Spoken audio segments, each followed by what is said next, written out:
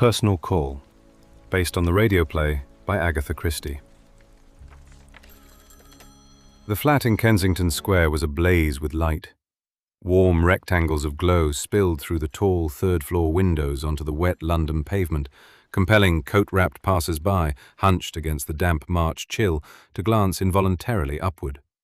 From above came the muffled hum of voices, laughter, and the clink of glasses, all the unmistakable hallmarks of a successful cocktail party. Pamela Brent, Pam, as she was known to everyone without exception, stood by the entrance of the drawing-room, greeting guests with that effortless, unforced warmth that came so naturally to her. Tall, blonde, and dressed in a gown the colour of aged burgundy, she smiled at each newcomer as though they were the very person she had been awaiting all evening. There was not a trace of affectation in it. Pam genuinely loved people and adored these noisy, slightly chaotic evenings when the flat filled with voices and tobacco smoke, when someone was bound to spill a glass on the rug and someone else would debate politics loudly by the fireplace. "Pam, my dear, you look magnificent." Mary Lawson, Evan's wife, kissed her on both cheeks. Mary was small and round-faced, with lively brown eyes and an irrepressible habit of saying whatever popped into her head. "Mary, I'm so glad you could make it. Where's Evan?" Pam rose slightly on tiptoe, scanning the drawing-room over the sea of heads. "Oh, over there, already making a beeline for the bar. Men are always first to the bar, aren't they?" "James," Pam called out. "Darling, Mary and Evan are here. Did you hear me?" But James Brent was at the far end of the room, tall, broad-shouldered, with silvering temples that lent him an aura more distinguished than aging. He was conversing with a colleague, holding a glass in one hand while absent-mindedly adjusting his tie with the other, a sure sign that he was listening with only half an ear. "James, do meet Johnny. No, you simply must meet my wife. She's around here somewhere. A cocktail? Or perhaps a sherry?" The flat buzzed like a beehive. Guests continued to arrive, shedding their coats in the hall, shaking hands, kissing ladies on the cheek, and taking glasses from the tray that James could scarcely keep filled. It was that stage of the party when everyone was still sober and witty, before the chatter drifted into that pleasantly relaxed state where voices grow louder and opinions more assertive. It was precisely at this moment that the maid approached James. "Excuse me, sir, a telephone call for you." "What? Now?" James frowned. "Who is it?" "A personal call, sir, from somewhere far away." "People always call at the most inconvenient moment," James muttered, placing his glass on the nearest side table. "Mary, you look charming. Excuse me for a minute." He stepped into the corridor where the telephone stood, an old black instrument on a dedicated table by the wall beside the mirror and the hat stand. It was cooler and quieter here, though the din of the party filtered through in a muffled hum, like the sound of surf behind a closed window. James lifted the receiver. "Hello? James Brent speaking." "One moment, sir. Connecting you now." The telephonist's voice sounded distant and colourless, as telephonists' voices invariably do. "Mr. Brent is on the line. Go ahead, please." A click. A brief pause, a second, perhaps two, but to James they felt endless. And then, a voice. "Hello? James?" A woman's voice, soft, slightly husky, tender, intimate, and impossible. A chill seized James's stomach. Not figuratively, he physically felt an ice-cold wave rush down from his diaphragm to his knees, leaving a limp, cottony weakness in its wake. Who is speaking?" His own voice struck him as alien, hoarse and strangled. "Don't you recognize me? It's Faye." A short laugh, gentle and coquettish. "James, surely you haven't forgotten me." He knew that laugh. He knew that habit of drawing out vowels, James, as though the name itself were an endearment. He knew those cadences, that timbre, low, soft, with that slight rasp that crept in whenever she was anxious or tired. He knew it all because that voice had haunted his dreams night after night for long months after its owner had died. "I don't understand," he said at last. "Who are you? If this is someone's idea of a joke, it's no joke, James. I'm waiting for you. Come." Waiting? Where? "At the station, at Newton Abbot. I'm here, James. Come to me." "Listen to me." He gripped the edge of the table with his free hand, his knuckles turning white. "Listen to me, whoever you are. This is a cruel, stupid joke, malicious, heartless, and if you think I'm going to—" "James!" Pam fluttered out of the drawing room, flushed and cheerful. "For goodness sake, drop that telephone and come back. Guests are arriving in droves, and more cocktails need mixing. What's happened? Why do you look so—" She broke off upon catching sight of his face. James hung up abruptly, as though the receiver had burned his fingers. "It's nothing," he said. "A stupid joke. A cruel, idiotic joke. Can you manage without me for a couple of minutes? I need to check something." "But James—" "Please, Pam. I won't be long." She looked at him with a long, probing gaze. Pam knew her husband. She knew he was quick-tempered but easily mollified. She knew he detested showing weakness. She knew that behind his mask of composure he hid an impressionable, even vulnerable nature. And right now, she saw that he was not merely irritated. He was shaken. Truly shaken. "Of course, darling," she said softly. "Just don't be long." When she had gone, James stood still for several seconds, staring at the telephone. Then, slowly, like a man acting against his own volition, he picked up the receiver and dialed the operator. "This is Mr. James Brent, Kensington 701. You just connected me with a personal call. I need to know where it originated. It is extremely important." "One moment, sir. I shall make inquiries and call you back." He waited. Beyond the wall, someone was telling a story, building to a crescendo until the punchline was swallowed in a burst of laughter. The clink of glasses. Music.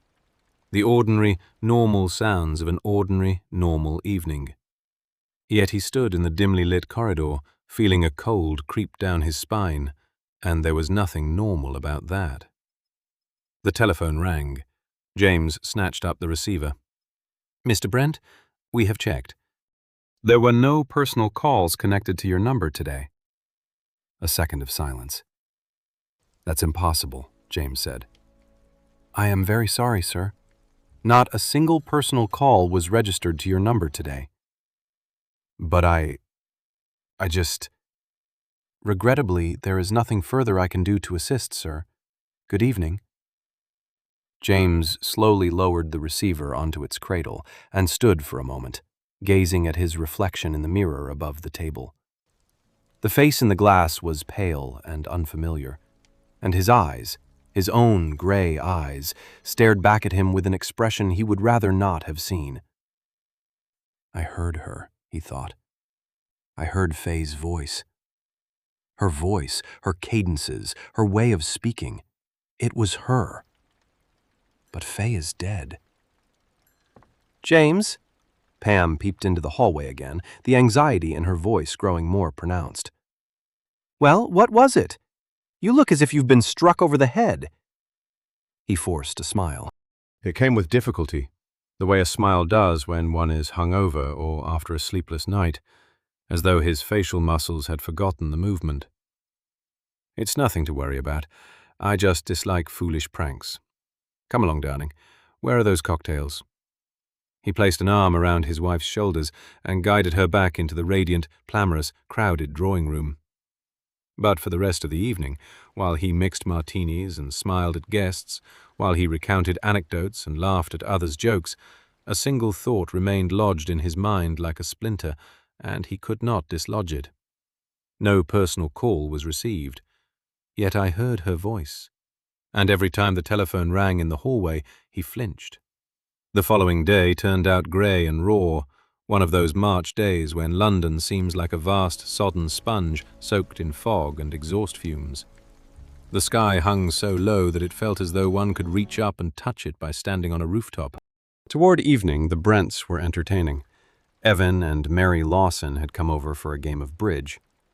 It was a customary routine. Once or twice a week after dinner, 4 people would sit at the table, and for a few hours the world shrank to the dimensions of a deck of cards. It was pleasant, unburdening, and very English.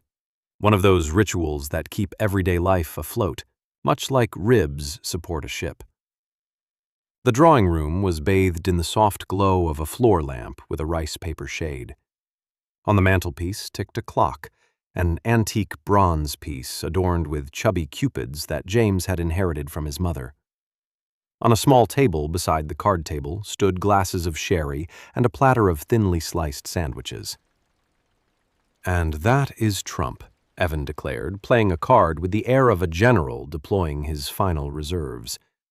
"Which means we go down too. Sorry, James, your deal. Mary, cut, please." Evan Lawson was short, bald, and good-natured, with a round face upon which an expression of mild astonishment seemed permanently fixed. He worked as an accountant for an insurance firm and played bridge with the same methodical gravity he brought to everything he did. "You raised to 4 spades rather early, Pam," he noted, fanning out his cards. "I've had a dreadful headache all day," Pam sighed. "After yesterday's party, I simply can't concentrate." "And it was a wonderful party, by the way," Mary remarked, sorting through her hand. "Wasn't it, Evan?"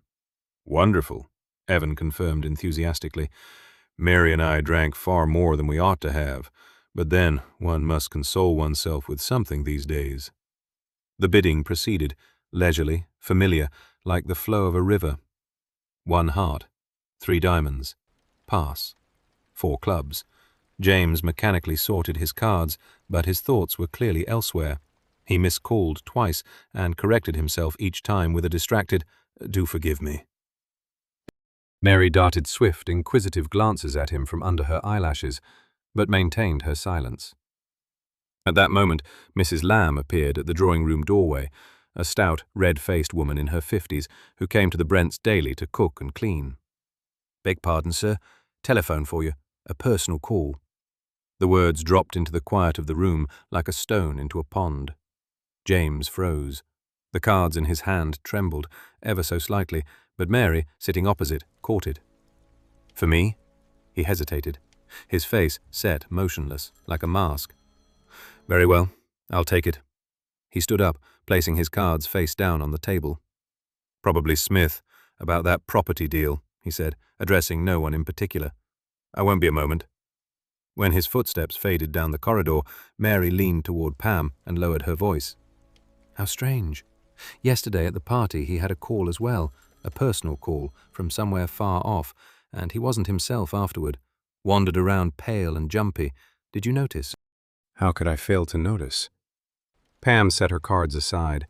The headache that had been throbbing dull behind her eyes all day suddenly intensified. "He said someone had decided to play a foolish prank, but he wouldn't explain what the prank was. You know, Mary," she continued softly, "it's truly worrying me." Mary swirled her sherry thoughtfully. "Don't you have an extension telephone?" she asked with an innocent air. "Yes," Pam said slowly, "in the bedroom." Their eyes met. Mary raised an eyebrow ever so slightly, but it was enough. "I must powder my nose," Pam announced, rising. "Evan, do excuse me for a moment." Of course," Evan waved a hand. "You women are forever powdering your noses." Pam left the drawing room, closed the door behind her, and tiptoed up the stairs. The bedroom was dark and cool. Heavy curtains were drawn, and only a strip of light from the corridor lay across the carpet like a golden path. The telephone set stood on the bedside table, a twin to the one downstairs in the hall. Black, heavy, with a coiled cord. Pam sat on the edge of the bed, carefully, taking care not to creak the springs, and lifted the receiver, slowly, holding down the plunger with her finger to prevent a click. Then, holding her breath, she released it. James's voice. But not the voice she was accustomed to, calm, mildly mocking, filled with aristocratic casualness. No, this voice was sharp, tense, almost venomous, and in it lurked something else, something she had never heard in it before. Fear. What on earth is the meaning of this? What kind of game are you playing? And a second voice, a woman's, distant, as though emanating from the depths of a well, yet distinct, every single word. It's no game, my dear. There's no need to get so upset. I simply want you to come and meet me. Meet you? Where? At Newton Abbot, of course. Where else? I'm here, James. Wait, I'll open the door a little. Listen. And across thousands of miles of telephone wire, through the crackle of interference and the hiss of static electricity, sounds reached Pam. Distant, yet unmistakably recognizable. A steam engine's whistle, prolonged and deep, the clanking of buffers, the muffled voice of a station announcer. The train at platform 3 is the stopping service for Plymouth, calling at all stations to... And the hiss of steam, the clatter of wheels, and that singular, incomparable din of a railway station, the noise of waiting and farewells, of timetables and delays. Do you hear? The voice asked. Do you hear where I am? James faltered. That proves nothing. Haven't you even noticed what time it is? The woman asked, a gentle reproach entering her tone. What time it is? What has that got to do with... It's 7:15, James. Don't you remember? A pause. Heavy, suffocating. Pam could hear James's breathing, rapid, uneven, like that of a man who had been running. Be quiet, he said at last, his voice turning raspy. How rude you are, James. But you understand, don't you? You understand what I mean.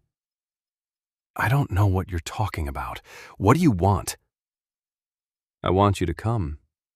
I'm waiting for you here, where you left me. And I can't leave until you come. You'll have to come, James. This has got to stop, James's voice cracked into a shout. Do you hear me? This has got to stop. I won't tolerate... Hello? Hello? Silence. The line went dead, or the woman had hung up, leaving only the monotonous hum of a vacant line in the earpiece. Pam carefully replaced the receiver and sat on the edge of the bed for a while, motionless. Her heart was pounding so loudly it felt as if the thumping echoed throughout the dark room. Fragments of words echoed in her mind like snatches of a tune. Where you left me. 7:15. Don't you remember? She descended the stairs, striving to keep her heels from clicking against the steps, and returned to the drawing room. James was already there, sitting at the table and shuffling cards with exaggerated focus, like a man striving to look normal and looking entirely abnormal precisely because of it.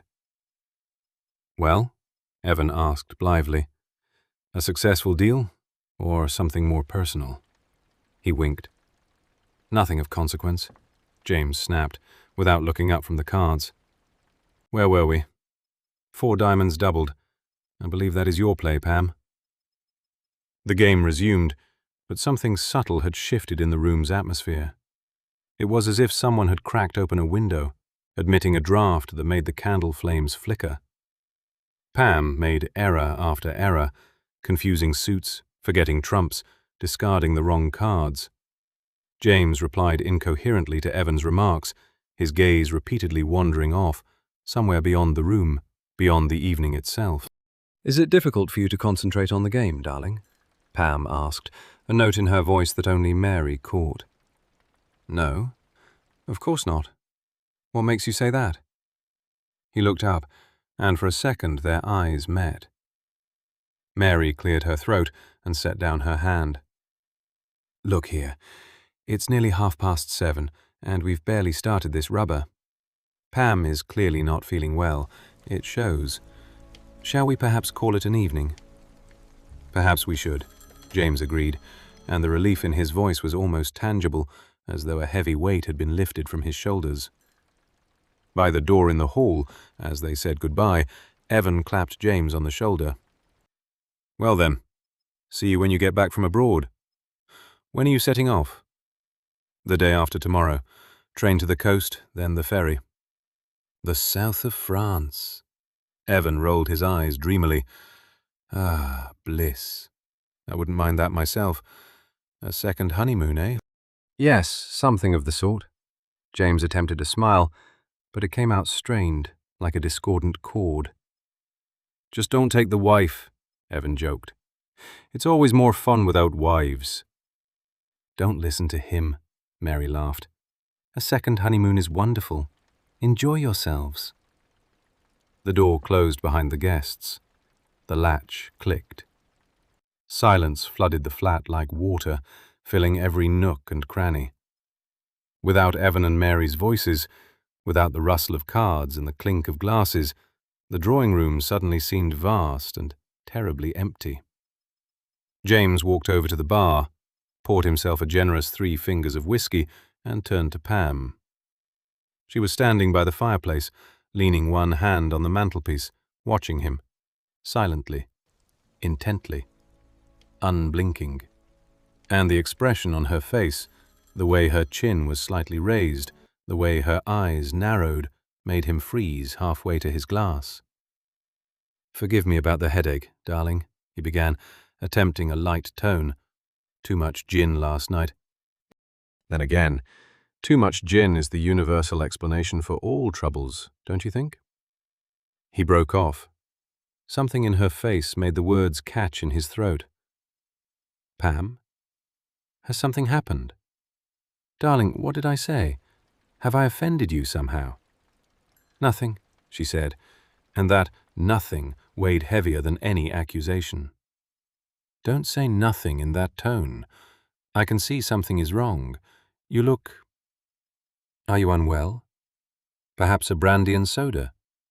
Yes, Pam said unexpectedly. Pour me a brandy, and one for yourself, and then we shall talk.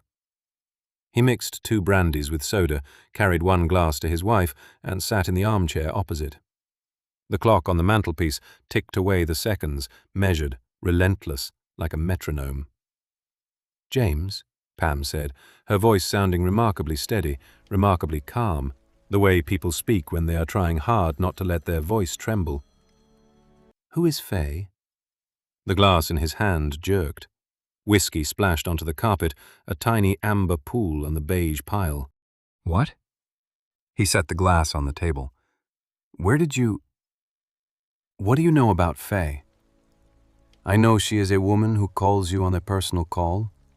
I know she wants you to go somewhere and meet her. And I know she knows you rather well. Much too well, I should say.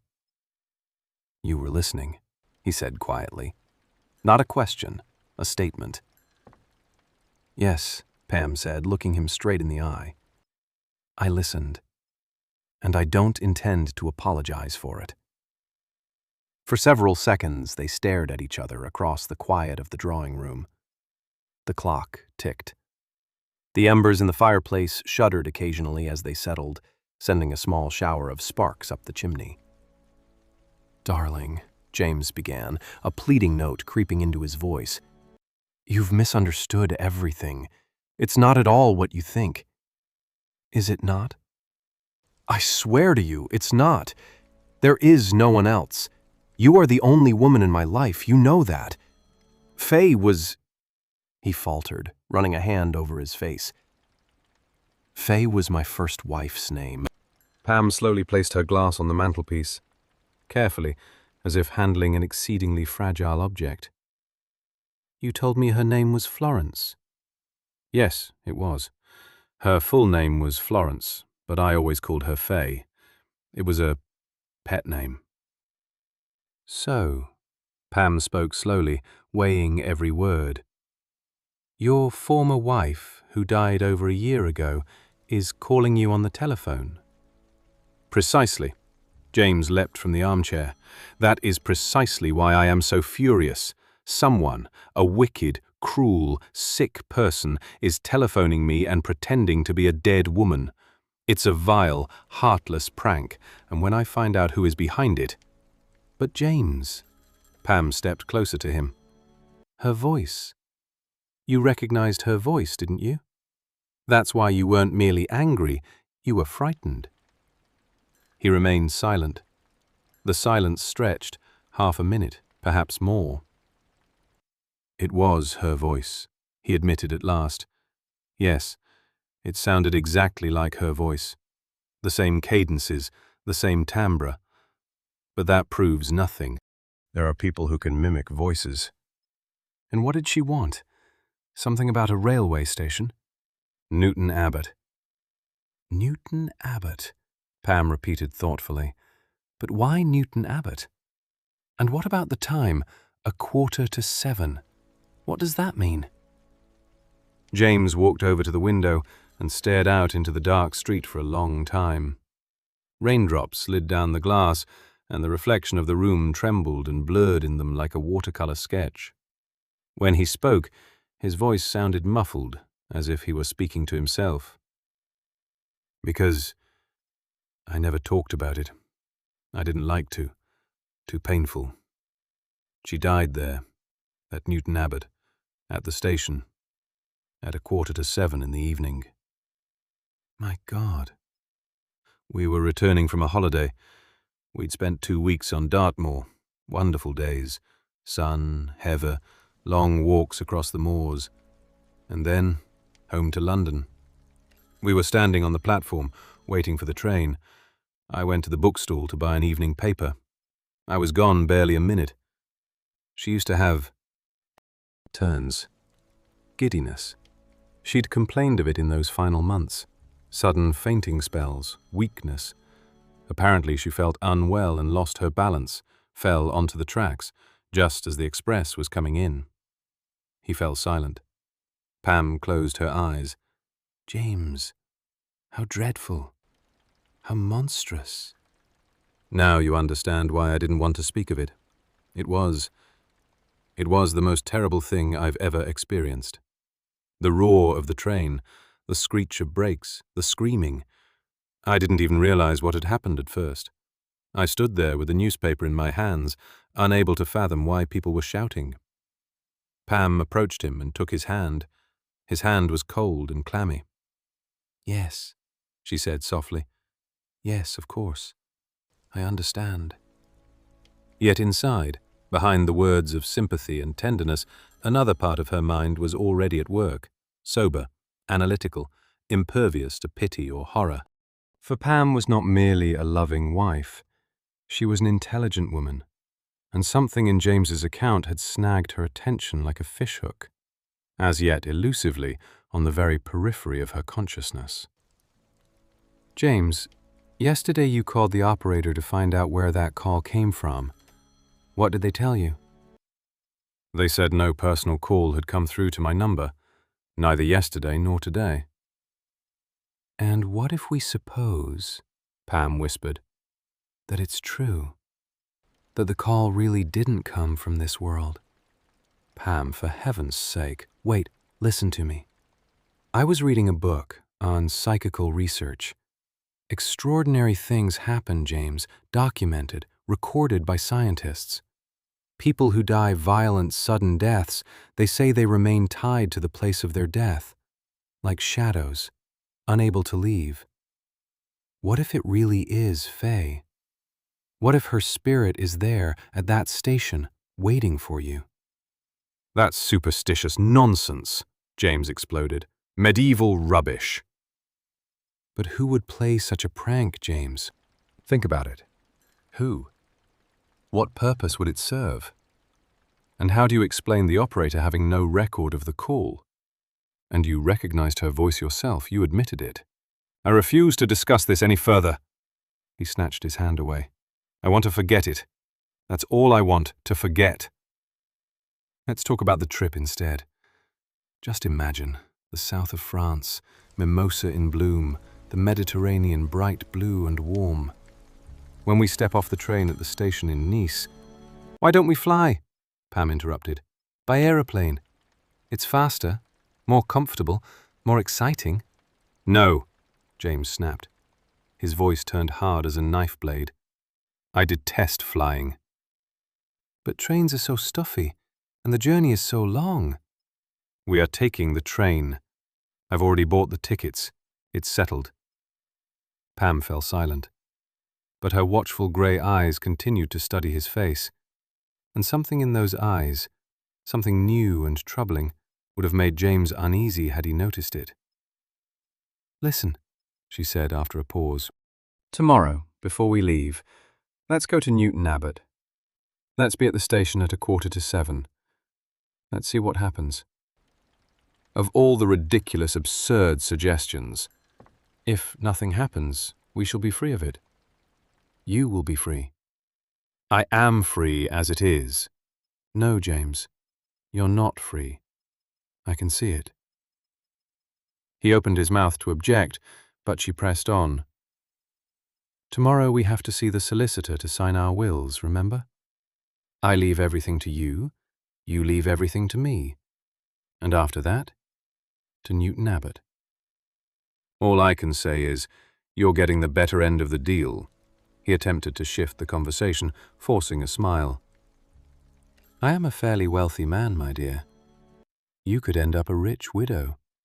Don't say that. Pam winced. Don't joke about such things. Forgive me. A poor joke. You know you're the only one for me.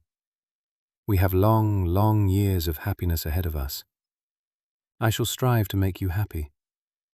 I want to earn it, to make up to you for everything you've probably had to go through. My dear, Pam said softly, and they embraced. His arms felt warm against her back. His heart beat steadily and calmly. His cologne smelled of lavender and wood. Everything was familiar, known, reassuring. But resting her face against his shoulder, Pam stared into the darkness outside the window with wide, open eyes, and in those eyes there was not a drop of peace. Late the following afternoon, Mrs. Lamb was busy in the hall, compiling a list. Milk, post, newspapers, bread, laundry. The suitcases stood by the door, 2 large leather trunks and a hold-all, ready for tomorrow's departure. Don't you worry, Mrs. Brent, Mrs. Lamb said, wiping down the hall table. I'll look after everything while you're away. I'll tell the milkman 1 pint every other day. I'll hold the papers, water the flowers. Everything will be in top order. Thank you, Mrs. Lamb. Pam was sitting in the drawing room, curled up in an armchair. She felt strange. Not ill, no, but somehow drained, like a vessel emptied of water. It's time you went home. It's past 7 already. Shall I perhaps wait until Mr. Brent returns? Mrs. Lamb offered. I don't like leaving you all alone. No, everything is fine. The telephone rang. Its trill sliced through the quiet of the flat like a blade, and Pam felt everything inside her tighten like an overwound spring. Allow me to answer it.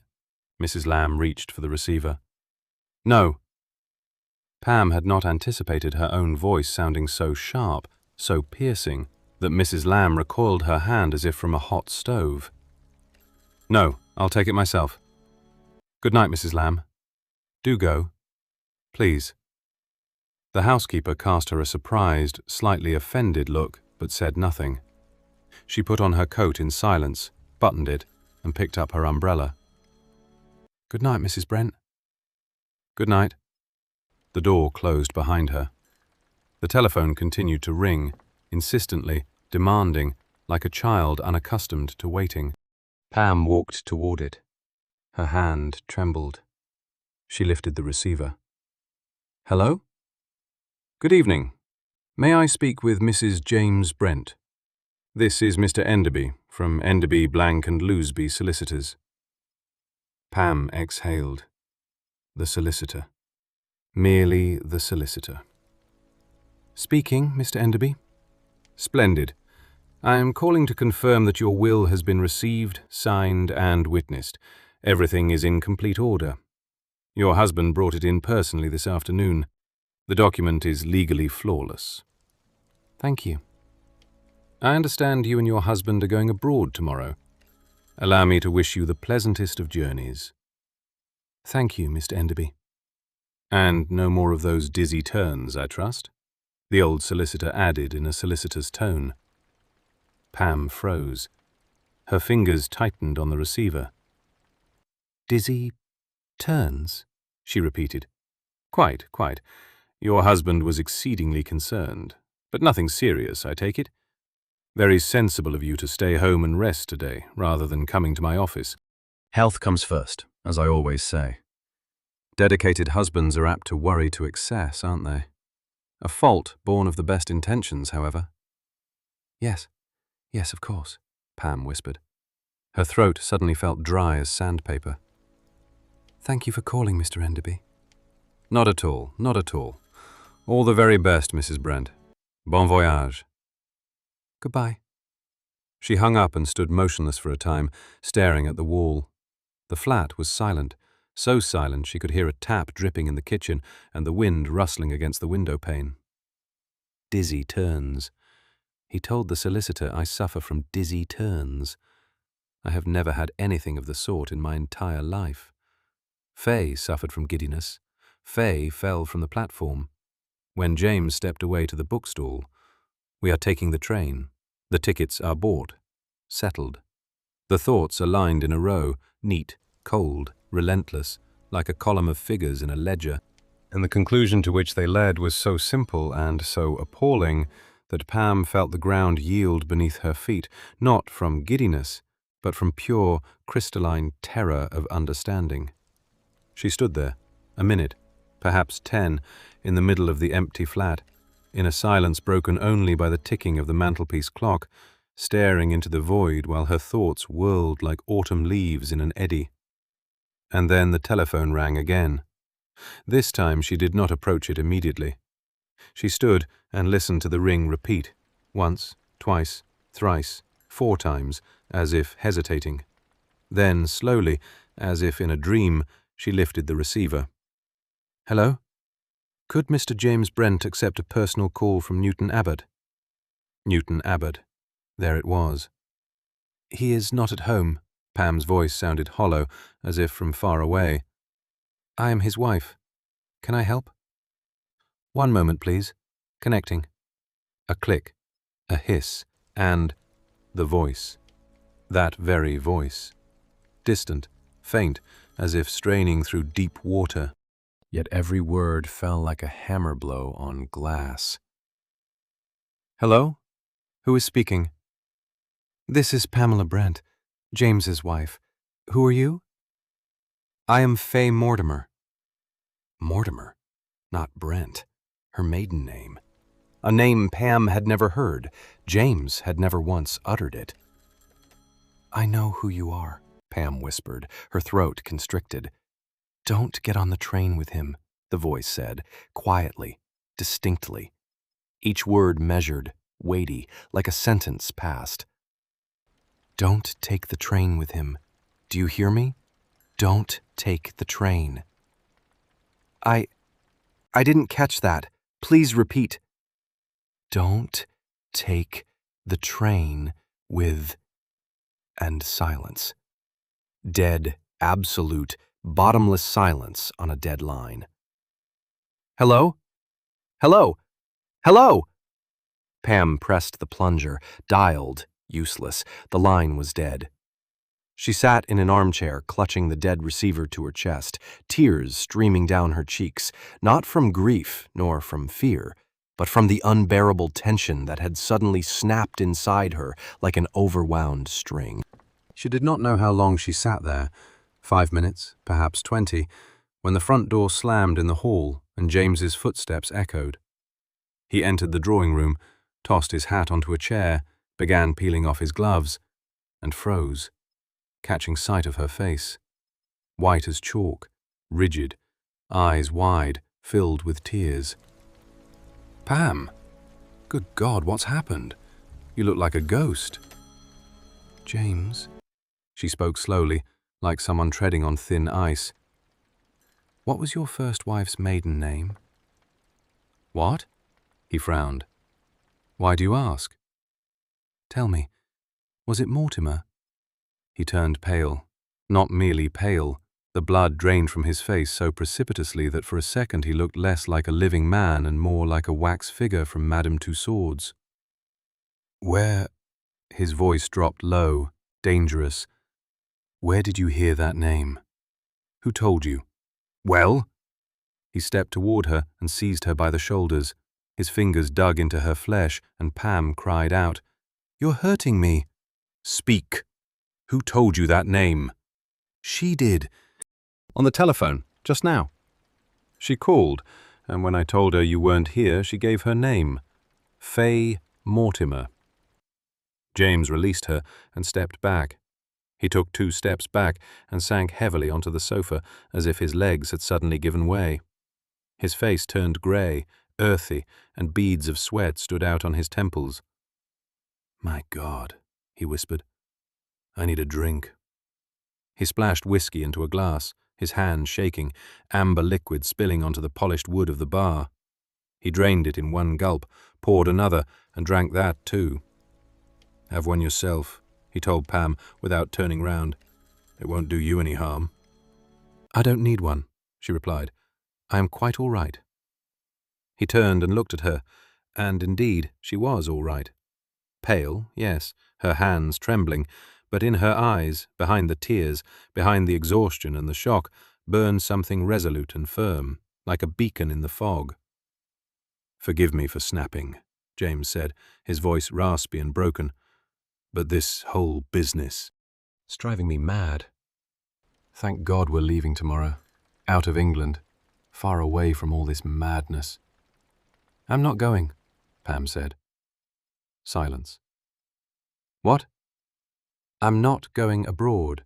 I'm going to Newton Abbot." "You've lost your mind." "If you won't come with me, I'm going alone. We must get to the bottom of what is happening. We must be at that station at 6:45.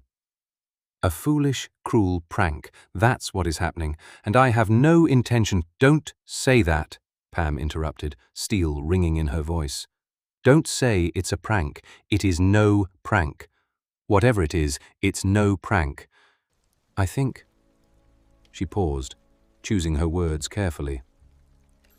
"I think it's her. Faye. She's returned. Or perhaps she never left at all. She's simply waiting. There, where she died. Waiting for you." "Are you trying to drive me insane?" "We are going, James. We must. If you won't go, I shall go myself." He stared at her for a long time, a full minute perhaps. Outside, the rain intensified, drumming against the window pane in a fast, nervous rhythm. "Very well," he said at last. His voice sounded weary, like that of a man who has lost an argument and knows it. "If you're going, I'm coming too. But I don't like it. I dislike it entirely, absolutely, unequivocally." That night, Pam did not sleep. She lay in the dark, listening to James's even breathing beside her, thinking. Her thoughts moved deliberately, one after another, like beads strung on a thread, and that thread led to a place Pam did not wish to go, yet could not avoid. She thought of Faye, a woman she had never seen alive, only a photograph in an album, a young face, dark hair, a smile with something defenseless and open about it. James almost never spoke of her. "A tragic chapter in my life," he had once said. "I prefer not to reread it." Pam had taken it then for noble restraint, a reluctance to rake over painful memories. Now she wondered, was it a reluctance to remember of quite another kind? She thought of the 4 words James had uttered on the phone, unaware she was listening. "Where you left me." Not where I fell, not where the accident happened. Left. As if it were not a matter of chance, but of deliberate action. As if someone had been left intentionally, abandoned, deserted, or worse. She thought of the giddiness. How convenient to have a wife who suffered from fainting turns, especially if you happened to be standing on the edge of a railway platform. And how her own husband, caring, gentle, loving James, had for some reason told their solicitor that she, Pam, suffered from the very same turns. She, who had never fainted once in her entire life. Dizzy turns. The bookstall. The train. She thought of the tickets that had been purchased for the train, not an aeroplane. His sharp, almost furious refusal to fly. The way he had said, "It's settled," in a tone that brooked no argument. And she thought of that voice on the telephone, distant, blurred like an underwater shadow, which had told her, "Don't take the train with him." At 4 a.m, she finally realized sleep would not come. She rose, put on a dressing gown, and went down to the kitchen. Put the kettle on. Milk, sugar, familiar, comforting motions that sustain one when the world is collapsing around. You brew tea, and while you brew tea, the world stands still. She sat at the kitchen table, her hands wrapped around the hot mug, watching the sky outside slowly brighten, from black to dark grey, then a dingy white. A London dawn, pale, reluctant, as if itself displeased at its own arrival. By 7 o'clock she had reached a decision. It was simple, painfully, frighteningly simple, as all truly vital decisions are when they finally arrive. She would go to Newton Abbot. She would stand on that platform at 6:45, and she would see what happened. And if James would not go with her, she would go alone. But if he went, and he would go, she was certain of it, because he would not dare let her go alone, because he would need to know what she did and what she said. If he went, she would watch him. She would watch his face when they stood at the edge of the platform, and she would see the truth. Because the truth is always written on faces. One only needs to know where to look. The morning passed in silent preparations. James was gloomy and irritable. He barely touched his breakfast, spilled coffee on the newspaper, and snapped at Mrs. Lamb when she asked if the milk delivery should be cancelled during their absence. Pam was composed, with that peculiar, ringing composure that comes when a decision has been forged and there is no turning back. At noon they hailed a cab to Paddington. The trunks remained at home. There was no point in dragging them to Devon and back. James took only a newspaper and a cigarette case. Pam, nothing. Even her handbag she carried as though it were empty, absently, by the fingertips. In the cab they were silent. London glided past the windows, grey, noisy, indifferent. Marble Arch, Bayswater Road, Praed Street. At Paddington Station, the driver dropped them under the glass canopy, and James handed him a shilling above the meter, mechanically, without looking. The station buzzed with its routine daytime din, voices, whistles, the clatter of wheels, the hiss of steam from beneath carriages. The departure board clicked as it flipped destination slats. The smell of coal smoke, roasted chestnuts from a barrow by the entrance, dampness. A newsboy shouted the evening edition. James walked to the booking office, bought 2 tickets to Newton Abbot, and returned to Pam with the expression of a man doing something profoundly foolish and wanting everyone around to know it. "Platform 7, he said curtly. "Train leaves in 20 minutes. Change at Exeter." "Very well." They found a compartment, empty save for an elderly gentleman with The Times, who immediately buried himself in his paper and paid them not the slightest attention. James took a window seat and unfolded his paper as well, but Pam saw that his eyes were not moving across the lines. He stared at a single spot without reading, and the page before him might as well have been blank. The train pulled out. London slowly receded. Station sheds, soot-blackened walls, ridges, warehouses, and then the suburbs, endless rows of identical brick houses with identical garden plots, and finally fields, green, sodden, crisscrossed by hedges. "James," Pam said, when the elderly gentleman disembarked at Reading. "Yes?" "Tell me about her. About Fay. What was she like?" He lowered his newspaper. His face was closed, like a locked door. "Why do you want to know?" "I need to know. If we are going to meet her, I want to understand who we are going to." A long silence. The train wheels clattering, rhythmically, monotonously. Telegraph poles flashed past the window, the wires between them rising and falling like waves. She was... James began slowly, as though every word were an effort. She was quiet, gentle, one of those women who never raise their voice. She was afraid of thunderstorms, loved cats, read novels endlessly, voraciously, one after another, made jam every summer, strawberry, gooseberry, plum. The house always smelled of hot sugar in July. He broke off. Pam waited. She was trusting, he added, lower still. Very trusting. Trusted people. Trusted me. Those last two words sounded strange, not like a memory, but like a confession. Pam felt the hairs on her arms stand on end, but she gave no sign. Were you happy? At first, yes. Later, everyone goes through difficult patches. Difficult patches, Pam repeated. Yes, they do. She asked no further questions. They travelled in silence through Salisbury, through Taunton, past the rolling green hills of Somerset and the red earth of Devon. The sky darkened, clouds gathered, and by the time the train pulled into Exeter, a drizzle was falling. They changed to a local train, old, rattling, with wooden benches and fogged windows. 40 minutes later, the guard's voice called out, "Newton Abbot! Next stop, Newton Abbot!" Pam checked her watch. 20 minutes past 6. Newton Abbot Station was a typical provincial English station, one of those places that remain virtually unchanged for decades. A brick station building with a clock on the pediment, a footbridge over the tracks, a newsagent's kiosk, cast-iron bench frames, lamps glowing with a dim, yellow light. They stepped out onto the platform shortly after 6. The March evening was damp and raw.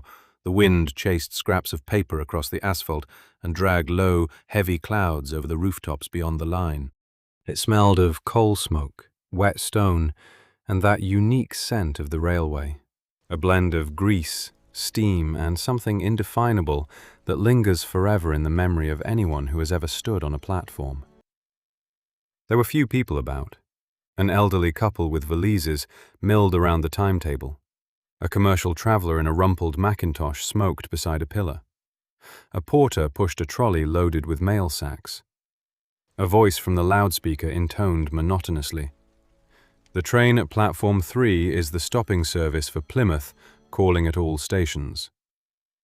James turned up the collar of his coat and glanced around, nervously, like a cornered animal hunting for a trap it cannot locate. "Well, here we are," he said. His voice sounded strained, forced into a hearty tone that was worse than any anxiety. "Newton Abbot. Station. Platform. Tracks. Do you see any ghosts?" "Don't," Pam said softly.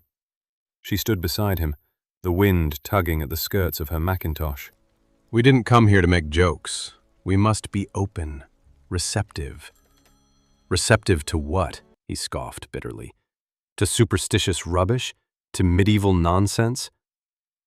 To whatever happens, or doesn't happen.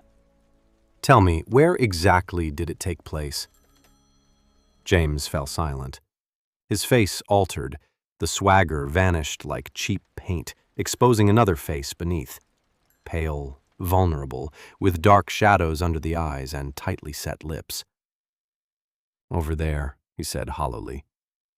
"At the end of the platform, right at the edge."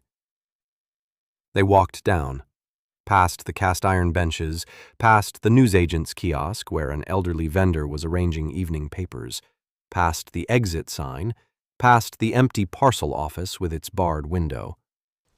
The platform narrowed, the lamps grew sparser, their light barely reaching the edge. Beyond the rails, in the darkness, loomed the silhouettes of goods wagons on a siding, and a red signal light blinked in the distance like the eye of a nocturnal beast. At the end of the platform, there was no one. "Right here," James said. His voice was quite different now, low, almost a whisper, as though he feared disturbing something unseen. Roughly here is where she stood, when I walked away. Pam looked down. The rails gleamed faintly in the lamplight, two parallel ribbons of steel vanishing into the dark. The edge of the platform was low, barely knee-high. No railing, no barrier. She pictured how easy it would be to lose one's balance if one's head suddenly swam. A step, and the abyss. Or if someone pushed. "Were you both standing here?" she asked. "No, I walked over to the bookstall, for a paper, I told you." "Yes, I know. You left Faye alone, here, on the edge of the platform." "She was feeling fine when I left, but she had those dizzy spells, those sudden turns. She said herself that—" "James," Pam said, her voice perfectly level, without raising it. "Why did you tell Mr. Enderby that I suffer from dizzy turns?" A pause. Long, heavy as stone. "I said no such thing. He telephoned me yesterday evening, after you left. He said you were worried about my health, that you explained to him your wife suffers from turns, fainting spells, which was why she remained at home instead of coming to the office to sign the will." "Nonsense." The old man got confused.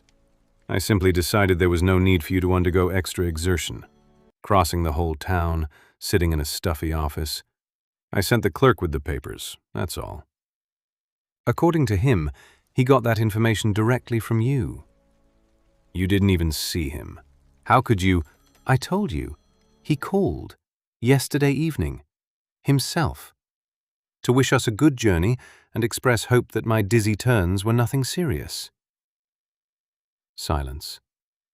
The wind wailed in the overhead wires, thinly, mournfully, like a lament. Somewhere far off, beyond the curve of the line, an engine whistled.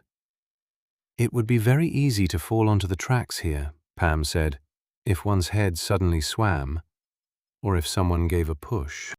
The loudspeaker voice boomed across the station, resonant and detached. "The express train from Exeter to Paddington is arriving at platform 2.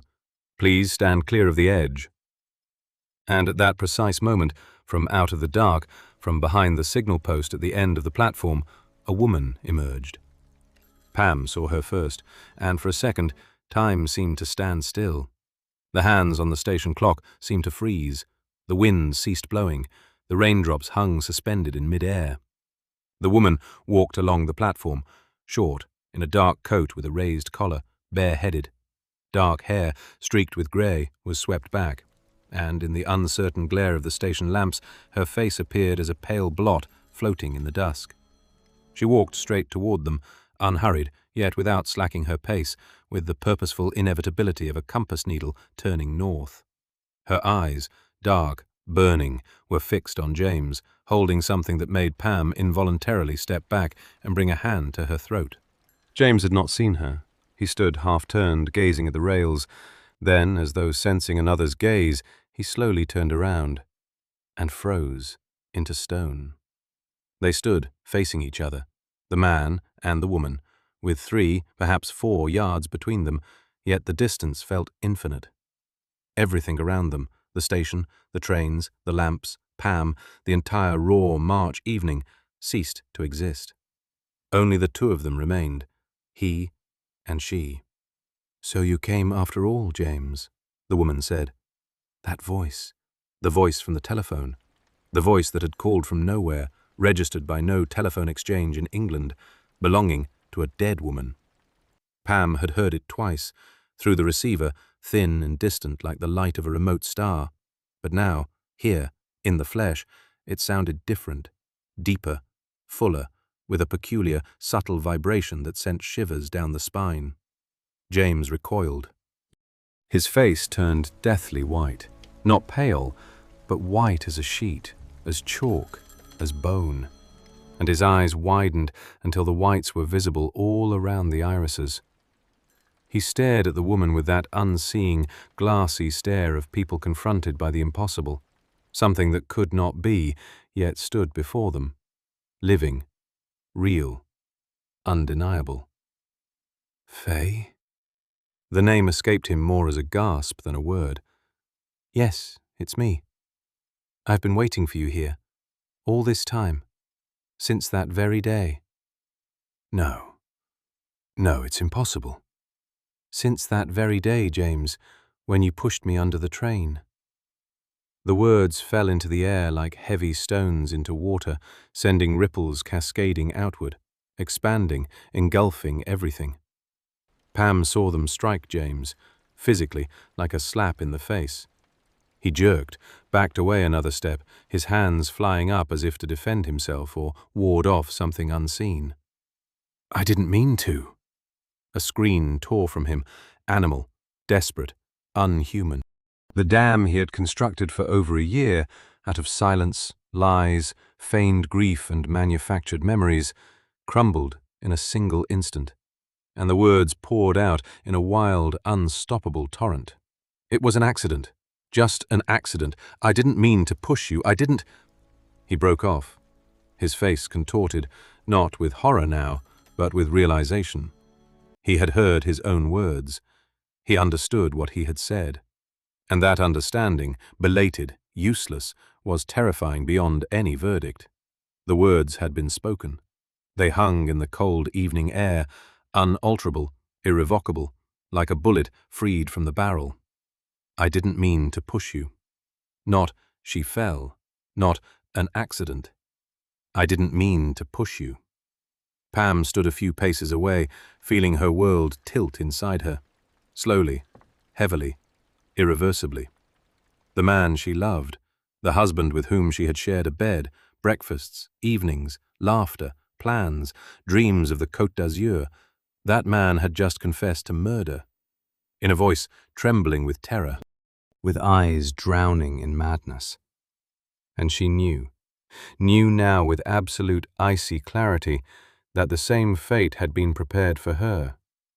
The same platform, the same bookstall, the same train. The platform beneath their feet shuddered, a fine, rapid, rhythmic tremor as a mounting roar filled the air. The express was approaching. The rails began to sing, a high, anxious note, and the wires overhead sang too. The air thickened, making it hard to breathe. The locomotive's headlights sliced through the dark like a searchlight, illuminating rails, sleepers, ballast, the platform edge, and two figures standing upon that edge. James backed away. He was no longer looking at the woman. He was looking at Pam, and in his eyes was something she had never seen before and hoped never to see again. Not fear, something beyond, unhuman, transcending the limits of the human mind. The look of a man who realizes the trap has sprung shut and that no key exists. "Don't come near me," he shrieked. "Don't come near. Neither of you." He retreated. A step, another step, another, toward the very edge of the platform. The heels of his shoes scraped against the wet asphalt. The ground shook violently now, the roar rising to drown out all other sounds, and the rush of air from the engine hit their faces, hot, heavy, smelling of scorched oil and heated iron. Pam reached out a hand, instinctively, without thinking, and cried, "James, look out!" But he was past hearing, or unwilling to hear. And then a sound. A sound that would awaken Pam in the night for months, perhaps years to come, haunting her in silence, in solitude, in those fragile moments between waking and sleep when consciousness is defenseless and memory merciless. A short, strangled cry, scarcely a cry, more of a gasp cut short mid-word. Then the screech of brakes, appalling, ear-splitting, like the shriek of a wounded beast. The squeal of wheels on steel. And then, silence. Silence. That terrible, deafening silence that follows a disaster. When the world pauses for a second, as if drawing breath before its next inhalation. A silence in which one hears the rain dripping, someone laughing on another platform far off, unaware of what has transpired, and one's own heart beating, loudly, deafeningly loud, as though it were the sole living thing left in this frozen, numb world. Pam sank to her knees right there on the wet asphalt. She did not cry. She did not scream. She simply knelt, staring ahead, to where a man had stood seconds before, and where now lay an empty space, the rails and the massive, motionless body of the train, reeking of steam and hot iron. The station master's office was small and official. A desk, 2 chairs, a portrait of the king on the wall in a simple wooden frame. An electric kettle on the windowsill beside a tin of tea and 2 crockery mugs. A train timetable pinned to a corkboard. A smell of tobacco, damp and officialdom. Pam sat in the station master's chair, old, sagging with worn armrests. One of the railway staff had draped an overcoat across her shoulders, someone else's, heavy, smelling of tar and wet wool. Her hands shook so violently she could not hold the cup. Tea spilled onto the saucer, onto her skirt, onto the floor. There now, slowly, small sips, Inspector Narrett said. He was a middle-aged, heavily built man with grey moustaches and tired eyes, one of those policemen who had witnessed so much that little could surprise them, yet who had never quite learned to remain indifferent to another's grief. He stood opposite Pam, waiting, giving her time to compose herself. "James," she whispered, "is he—" "Killed instantly," Narrett said quietly. "He didn't suffer, I can assure you of that." Pam closed her eyes.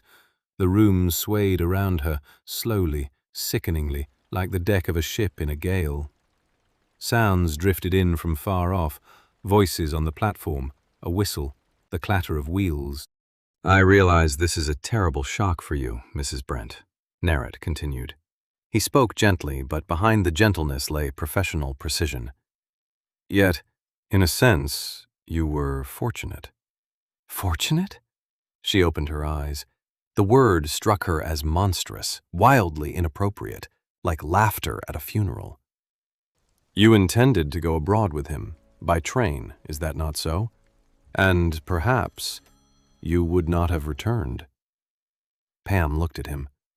Through the fog of tears, through the shock and horror, the import of his words slowly reached her, heavy, unwieldy, like a weight of lead. "What are you trying to say?" The inspector sighed heavily, stepped over to the desk, and perched on the edge. "We are aware of 3 cases, Mrs. Brent. 3 prior to this. 1 in Northumberland, 1 in Wales, and 1 right here in Devon last year. In every case, a woman, a young wife. In every case, the husband had mentioned beforehand to someone, a doctor, a neighbor, an acquaintance, that his wife suffered from dizzy turns, fainting spells, sudden losses of consciousness.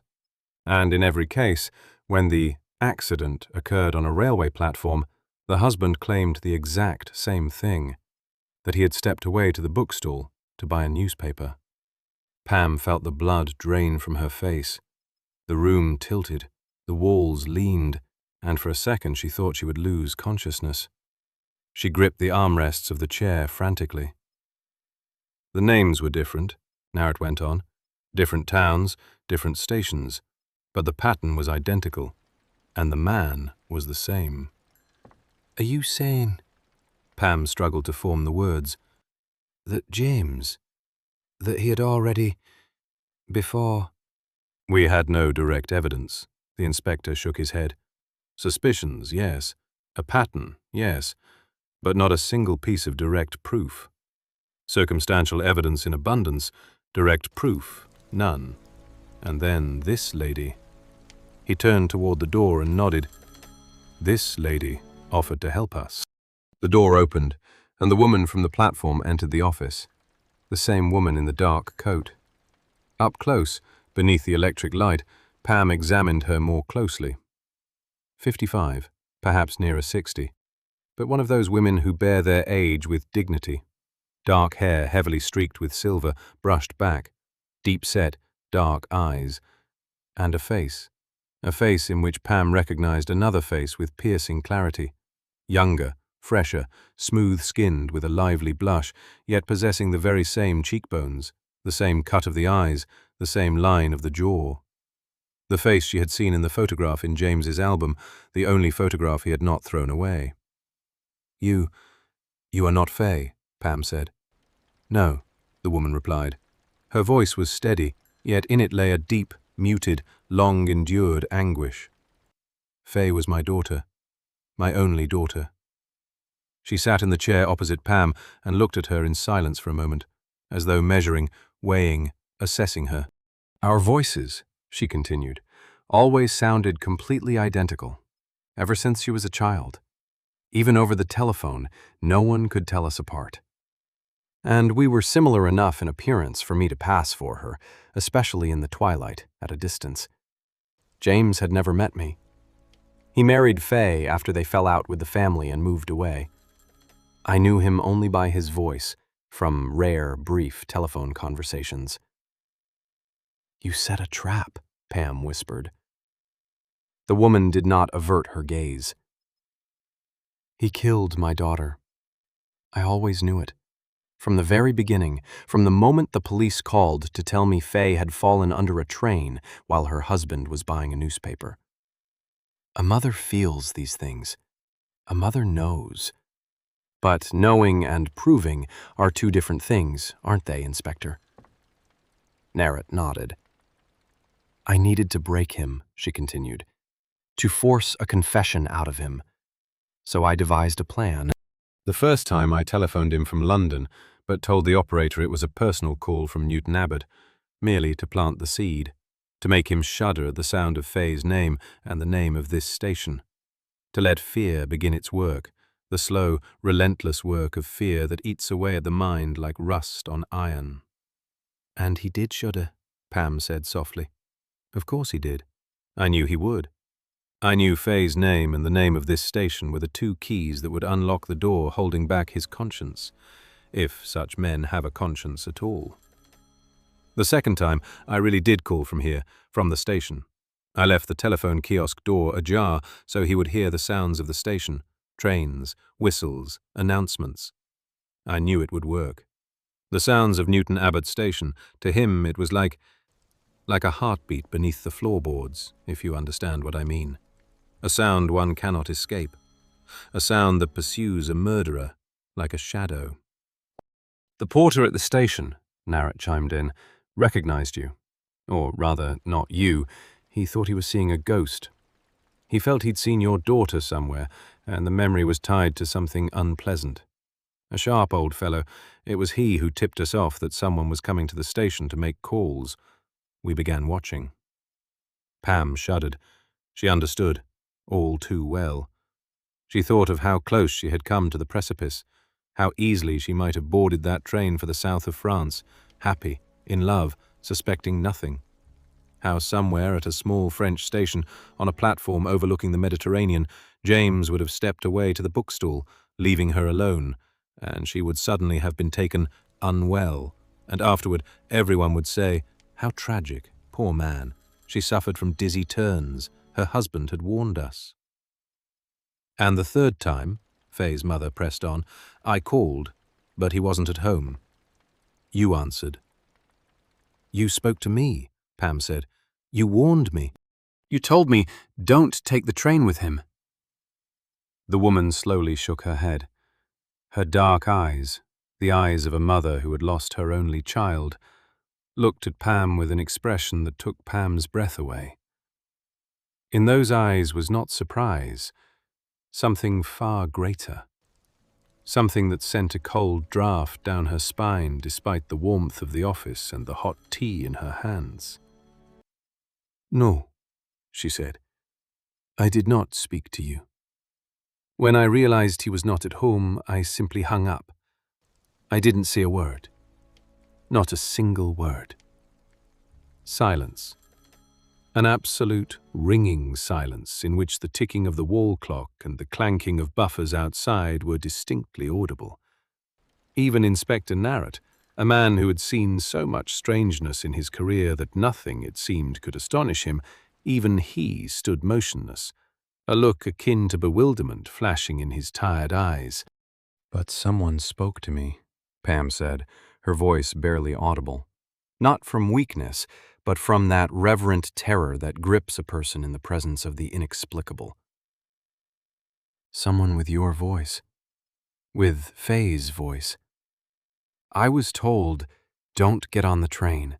Clearly, distinctly, every word.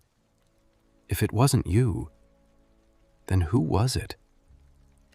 Inspector Narrett looked from one woman to the other and remained silent.